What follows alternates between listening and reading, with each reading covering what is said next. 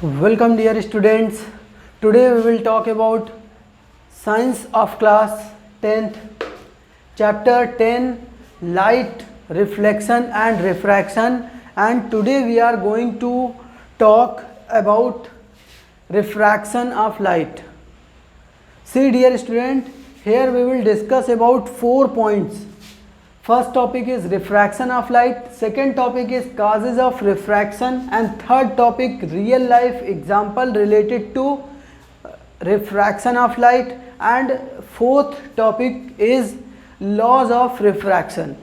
So dear student, let's begin our topic. So what is this refraction of light?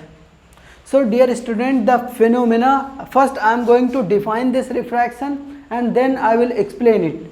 Okay, so the phenomena of bending of light ray when it goes from one medium to another medium.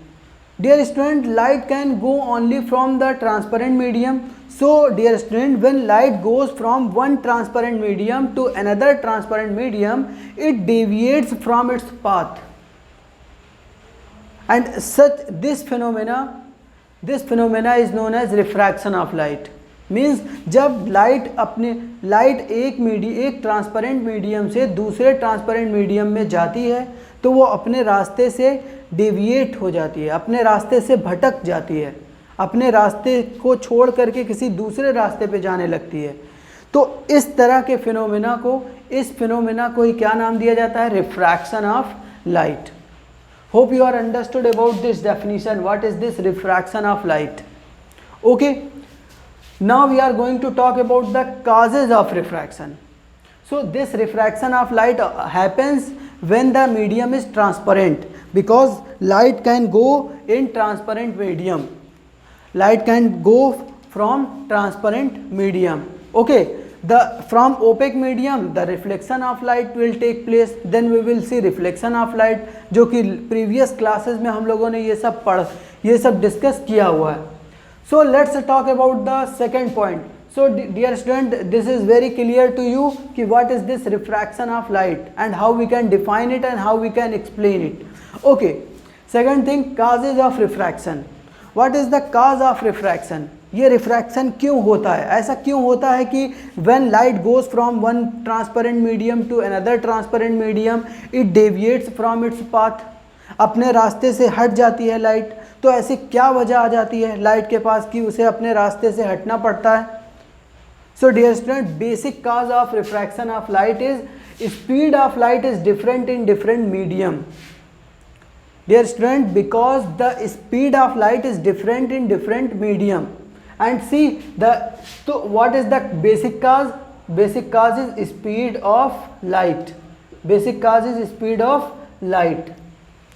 Speed of light is different in different medium. That's why light travels something distance in one medium, and light in the same time interval light travel another different distance in different medium. So that's why its path changes. Okay, so and what is the maximum speed of light? So maximum speed of light we will denote it is denoted by letter C, and this is 3 into 10 to the power 8 meter per second. So this much is the maximum possible speed in this universe, and this is the speed of light, and this is the speed of light in space, which is the maximum speed of the light. Okay. और इसके अलावा light किसी भी medium में आएगी तो उसकी speed क्या होगी? वो डिक्रीज होगी. जैसे अगर एयर की बात करें तो एयर में 2.99 something into 10 to the power 8 metre per second, लेकिन एयर और लाइट में बिल्कुल अप्रॉक्सीमेटली सेम ही कंसिडर कर लेते हैं. लेकिन अगर वाटर की बात करें, speed of light in water, तो स्पीड ऑफ लाइट जो है वाटर में जो है हो जाएगी, speed of light in water this is 2 into 10 to the power 8 metre per second.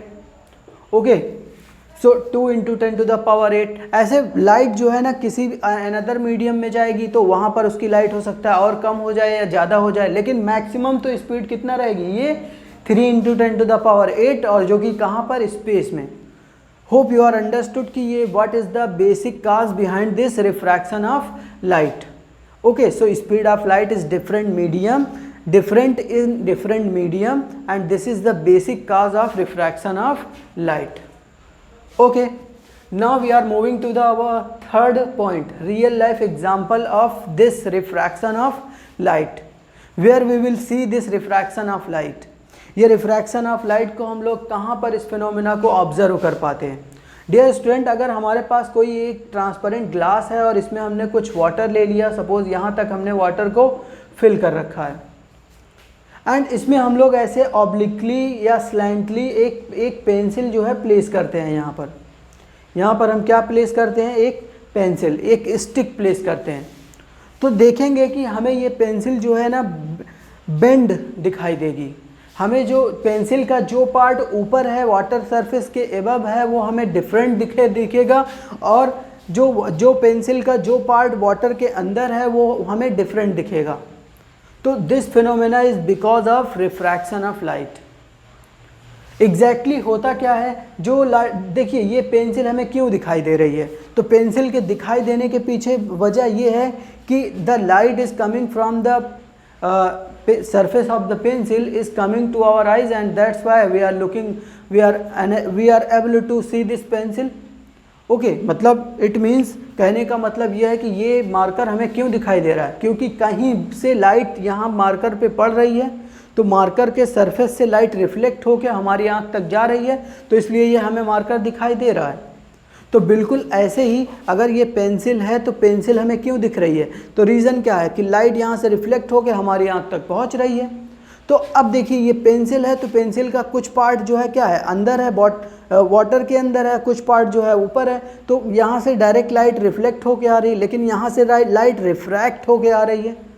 तो इसलिए यहाँ से आने वाली लाइट और यहाँ से आने वाली लाइट में डिफरेंस आ गया, इसीलिए ये इसके पार्ट जो है क्या होते हैं? डिफरेंट दिखाई देते हैं. Hope you are understood how I am telling this example of pencil. Okay, similarly we can take the another example.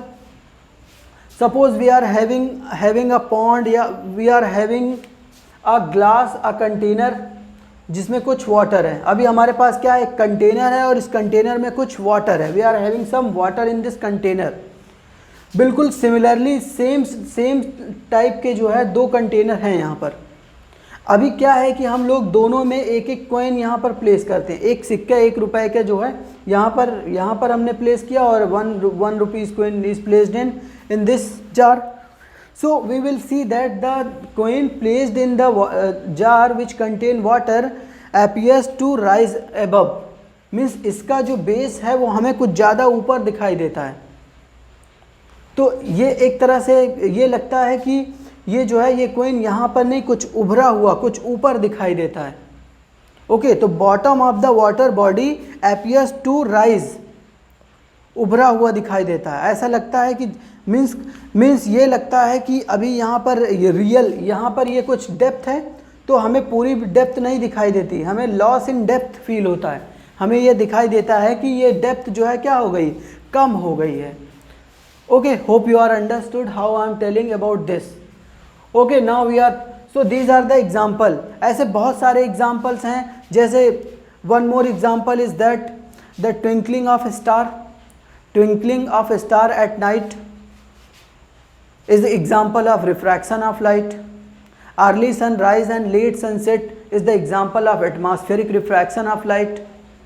So light refract होती है, इसीलिए जब सनसेट हो जाता है तो भी देखते हैं कि वो थोड़ी देर तक जो है रेडिश कलर में सन हमें दिखाई देता रहता है, या स्टार्स जो है ट्विंकल करते रहते हैं. तो इन सब के पीछे किसकी वजह है?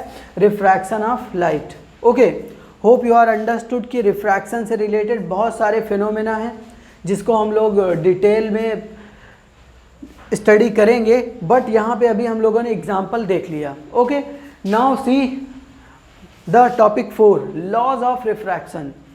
डियर स्टूडेंट, आपको याद होगा कि रिफ्लेक्शन के 2 लॉज थे, लॉज ऑफ रिफ्लेक्शन, लेकिन यहाँ ये क्या है? लॉज ऑफ रिफ्रैक्शन है.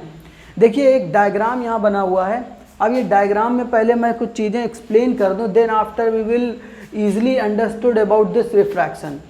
सी dear student, this is the boundary of the surface. यहाँ पर देखिए ये एक कोई ट्रांसपेरेंट मीडियम है, मीडियम फर्स्ट, ये मीडियम सेकंड। मीडियम फर्स्ट कैसा है, रेयरर मीडियम है, और मीडियम सेकंड कैसा है, डेंसर मीडियम है। देखिए एक कोई लाइट है, इंसिडेंस हुई है यहाँ पर, ये इस पॉइंट को O बोल देते हैं और this is point of incidence. Okay, so this point of incidence पे देखिए लाइट इंसिडेंट हुई है। अब इस लाइट को देखिए अपने स्ट्रेट पाथ को फॉलो करते हुए ऐसे जाना चाहिए था इस तरीके से, लेकिन ये लाइट रे क्या हो रही है, यहाँ से बेंड होके इस रास्ते से जा रही है। तो जो ये लाइट का ये बेंड हो जा रही है, जब एक मीडियम से दूसरे मीडियम में जा रही है तो लाइट का जो ये बेंड होना है, दिस बेंड होना ही क्या कहलाता है, रिफ्रैक्शन ऑफ लाइट। तो ये डायग्राम एक तरह से रिफ्रैक्शन को शो कर रहा है। और अभी हम लोग यहाँ पे लॉज ऑफ रिफ्रैक्शन की बात करते हैं। So dear student, there are two laws of refraction, first law and second law. So dear student, what is this first law and second law. तो पहले देखिए फर्स्ट लॉ की बात करते हैं। फर्स्ट लॉ बिल्कुल सेम है जैसे रिफ्लेक्शन में था, incident ray, reflected ray, normal and point of incidence all lies in same plane. This is the first law of refraction. There are four things which lies in the same plane. What are these four things? Incident ray, refracted ray, normal, point of incidence, all lies in same plane, and this is the first law. Hope you are understood. Now we are moving to the second law. What is this second law? The second law says that ratio of sine of angle of incidence, ratio of sine of angle of incidence to the, I am writing this in very detail, second law. Second law, what is this? Ratio of sine of angle of incidence to the sine of angle of refraction will remains constant, will remains constant। क्या second law क्या कह रहा है?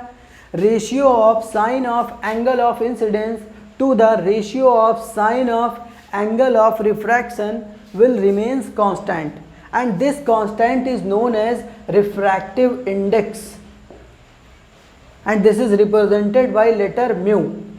This letter is known as mu. This letter is known as mu, Greek alphabet letter, which is a Greek alphabet letter, and this is known as refractive index of the medium. This is a constant quantity for a pair of media. See, medium first and medium second. So for the pair of media, this quantity remains a constant, okay, and known as refractive index of the media. Hope you are very understood about this. Okay, so thanks for watching.